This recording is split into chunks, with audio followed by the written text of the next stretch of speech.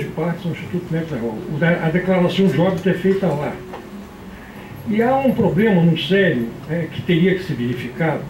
No Rio, o número de casos em que você não sabe, dados oficiais, DataSUS, que você não sabe se o evento foi intencional ou não, durante a década de 80, foi muito elevado a ponto de inviabilizar a análise de homicídio com base no DataSUS no Rio de Janeiro nesse período.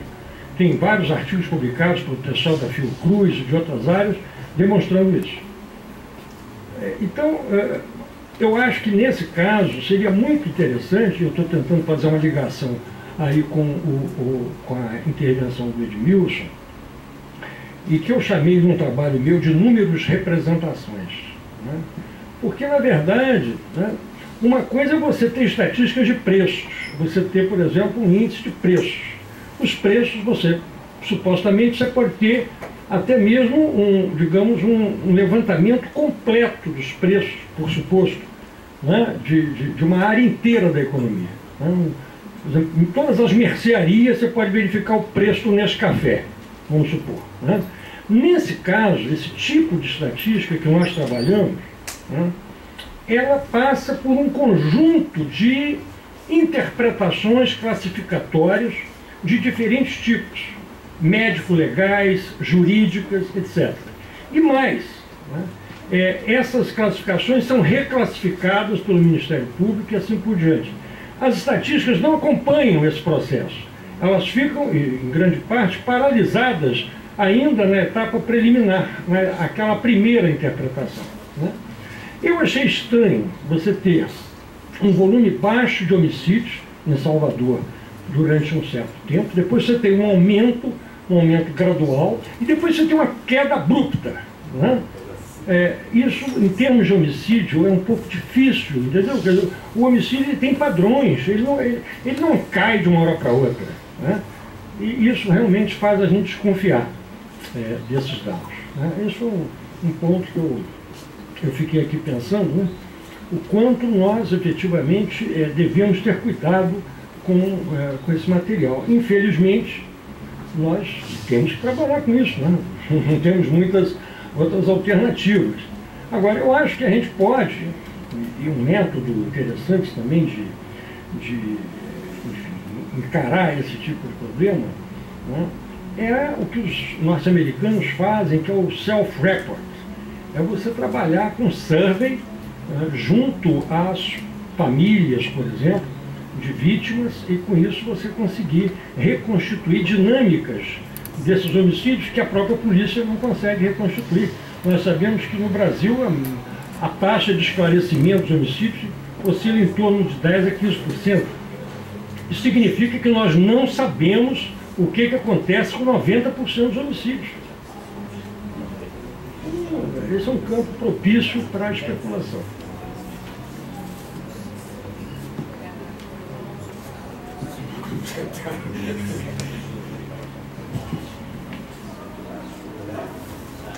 O comentário eu tinha dois, um para a Mariana, mas um outro que é a origem dessa conversa aqui que estava ali, e que eu tenho que fazer uma ponte com o que o Edmilson me falou, que eu estava querendo fazer uma integração de maneira a colocá-lo também ali dentro. Porque quando eu vi o gráfico que você apresentou ali, eu vi mal. Primeiro eu estava ali no canto e eu não tinha entrado numa discussão sobre a natureza dos dados, que foi a informação de base ali, que poderia ter um problema na natureza dos dados. O que eu tinha visto, mas assim, um pouco chutando, um pouco na interpretação, como eu disse, eu não estava vendo bem, eu não estava vendo bem o espaço de tempo. Eu tinha visto umas linhas que estavam numa oscilação normal, como a série temporal sempre normalmente dá esse tipo de flutuação. Depois eu vi uma subida, que eu não sei por quanto espaço de tempo foi, relativamente brusca. E depois uma queda relativamente brusca. E depois vai subindo tranquilamente lá.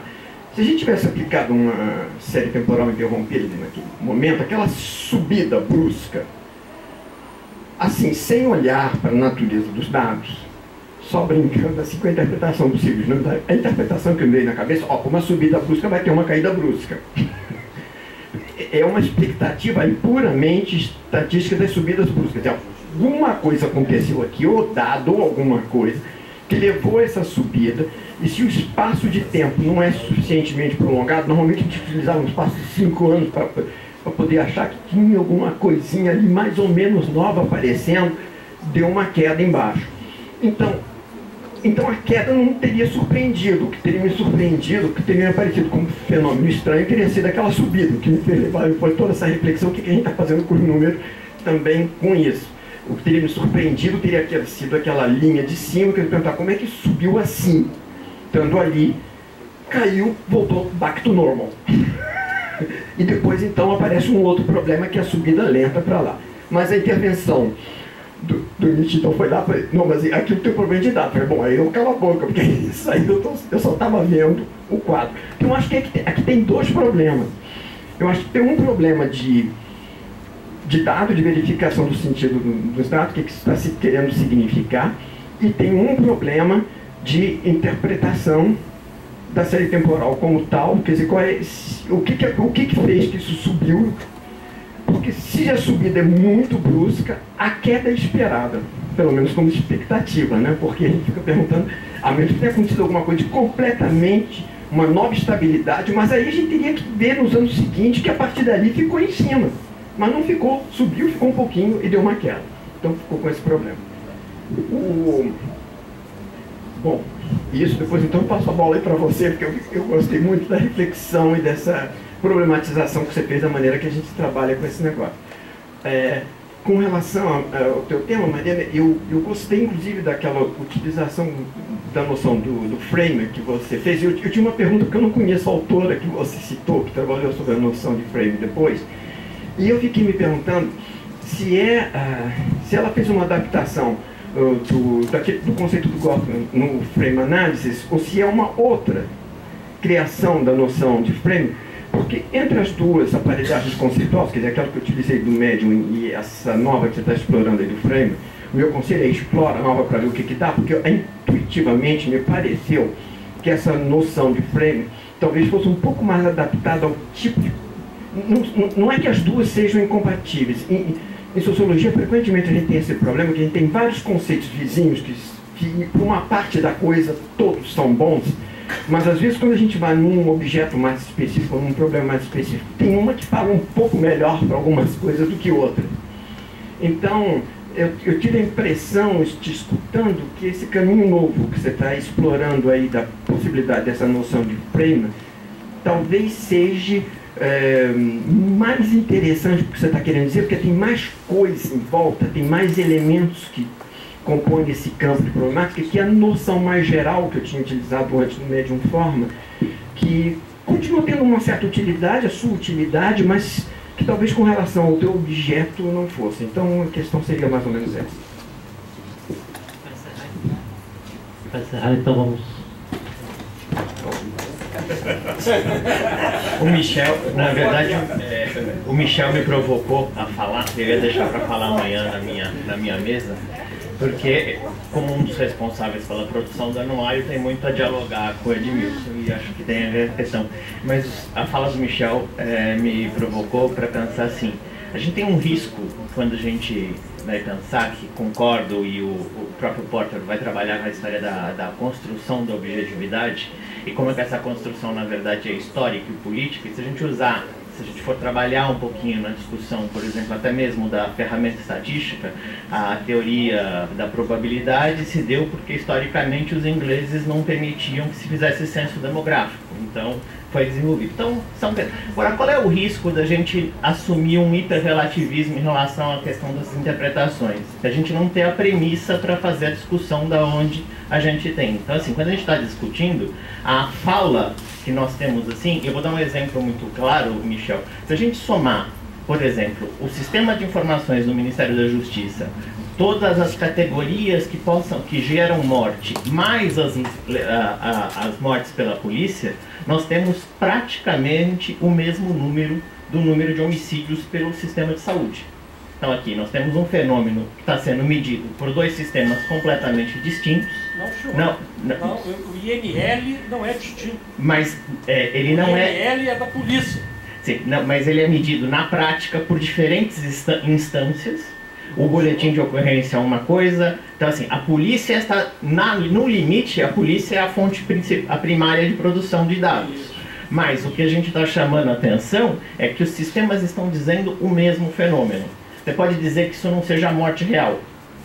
Você pode dizer que está sendo subnotificada e que, de fato, estatística criminal sozinha não dá conta. Você precisa cruzar com outros tipos de instrumento. Mas, na verdade, a gente tem elementos para que, com certeza, a gente ter um retrato do que está acontecendo na realidade, mesmo que seja parcial, e nós temos ferramentas para controlar isso, que entrar num debate claro, e aí a questão que eu quero colocar para o Edmilson, que é a seguinte, não me ficou claro se, por exemplo, quando você fala de um campo de prevenção do crime, em oposição a um campo da segurança pública, porque quando a gente está falando de um campo da segurança pública, eu estou falando de política pública. Portanto, quando eu invoco a questão institucional falando de segurança pública, na verdade eu estou falando de disputas exatamente na forma de operação do sistema de justiça e segurança pública. Então, não é só digamos, um senso comum acadêmico você fala das práticas institucionais, você está se referenciando, até para puxar um pouco a Mariana, em como que você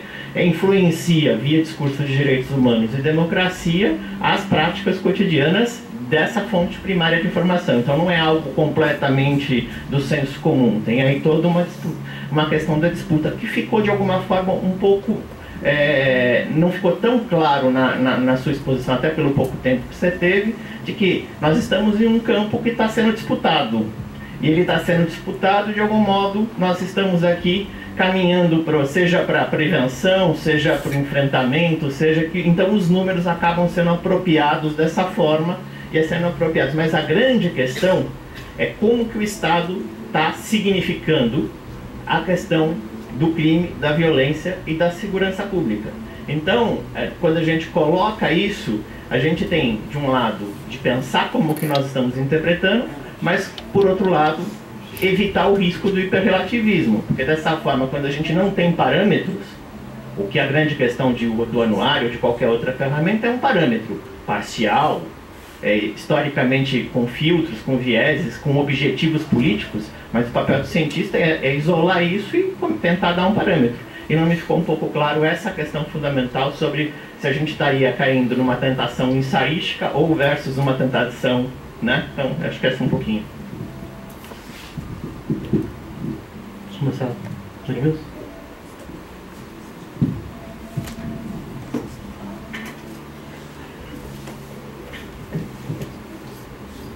Eu acho que faz mais ou menos um mês e meio, o jornal Valor Econômico publicou a seguinte manchete: Brasil, mais educado, menos desigual e mais violento.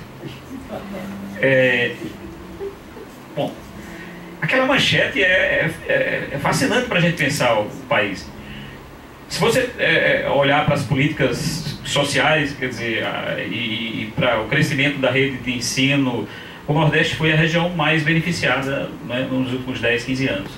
Então, e aí, seguindo a provocação, a minha preocupação é o seguinte: as mortes têm endereço social e físico. Quer dizer, então, a minha aposta é de que, e aí vocês veem como eu sou careta, eu acho que um cara como Karl Mannheim ajuda a pensar geração, quer dizer, quais são os eventos marcantes dessa geração.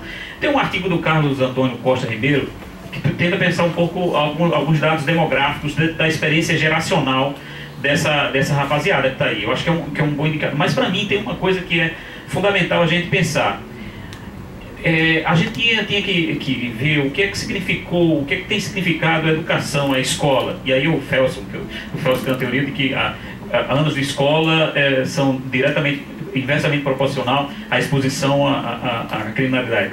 O que é que significa, por exemplo, nós temos 12 anos, minha gente, 12 anos, depois de todos os investimentos, os indicadores do ensino médio não mudam. Não sei se vocês acompanham isso, quer dizer, não muda o indicador do ensino médio. Evasão e repetência no ensino médio não muda. Então, a minha aposta metafórica é: nós, depois de muita luta, depois da FDB em 95, nós conseguimos uma coisa fantástica no Brasil: universalização do ensino básico. Vocês se lembram que na campanha de 89 Lula dizia que nenhuma criança fora da escola, e a gente dizia, bom, isso é um sonho, uma impossibilidade.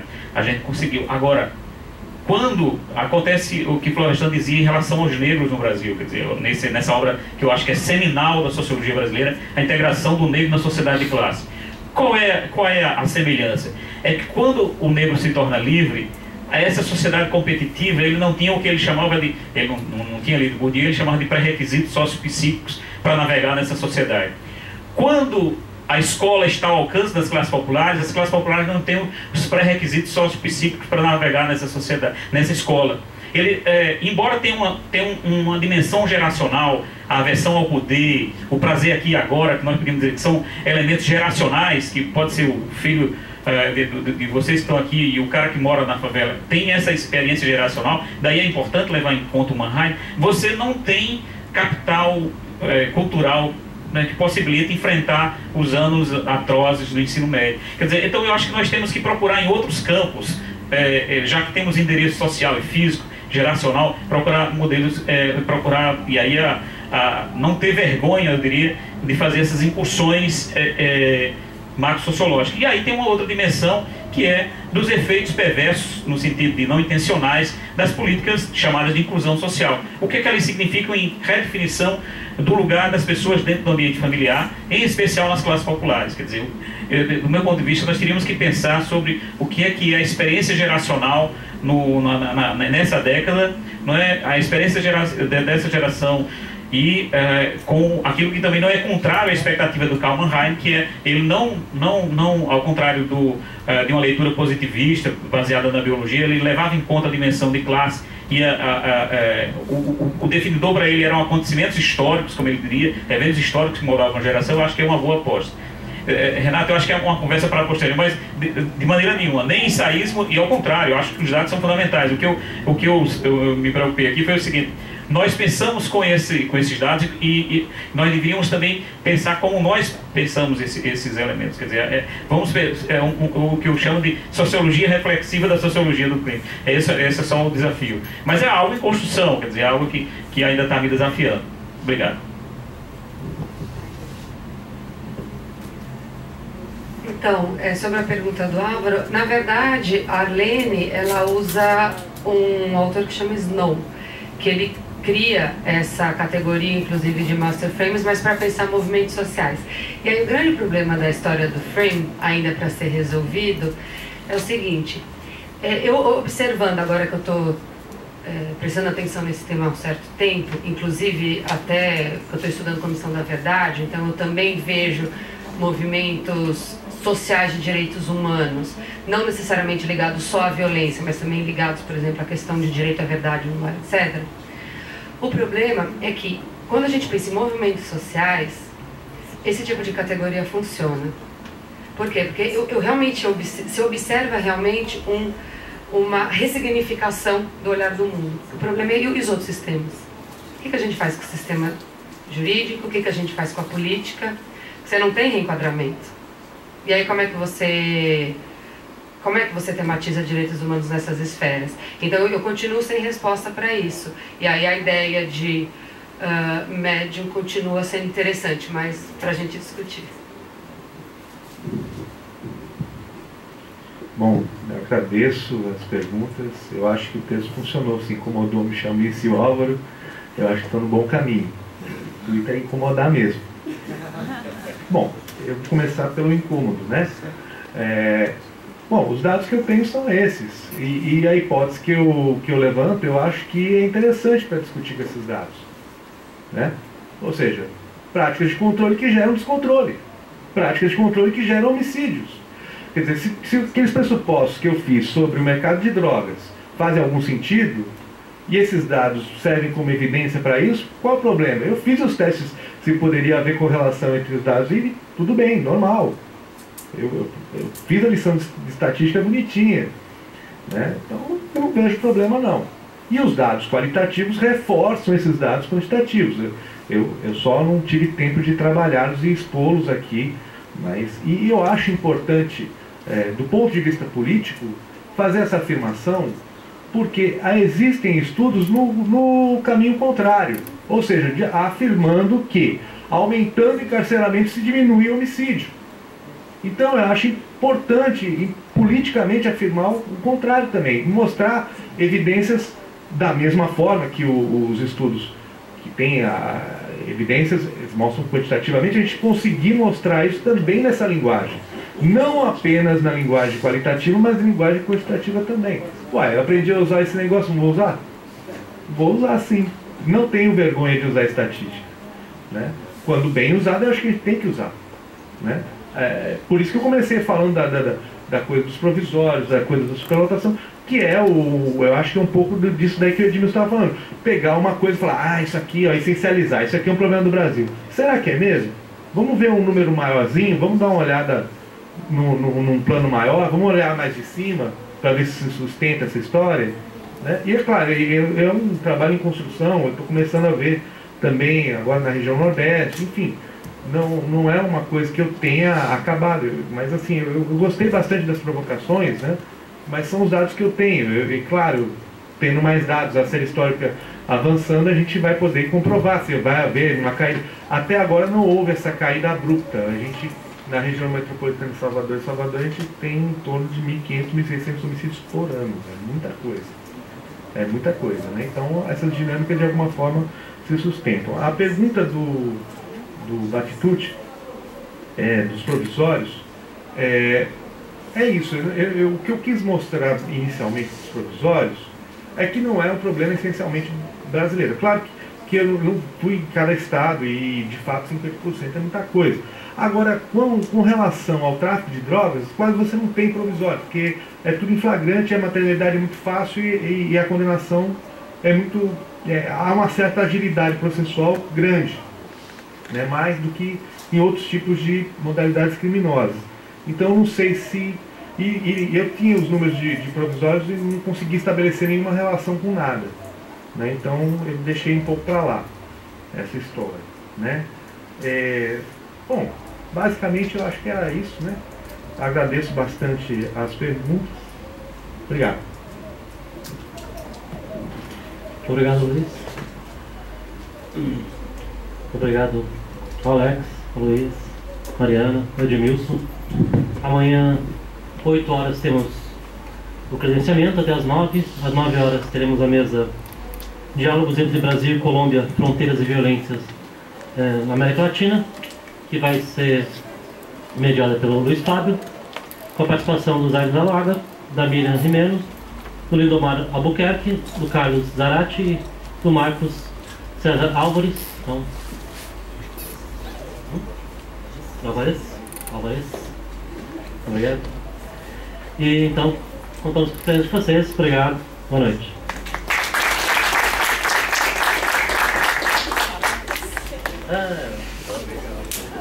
Tirou. Nós vamos agora tentar todo mundo.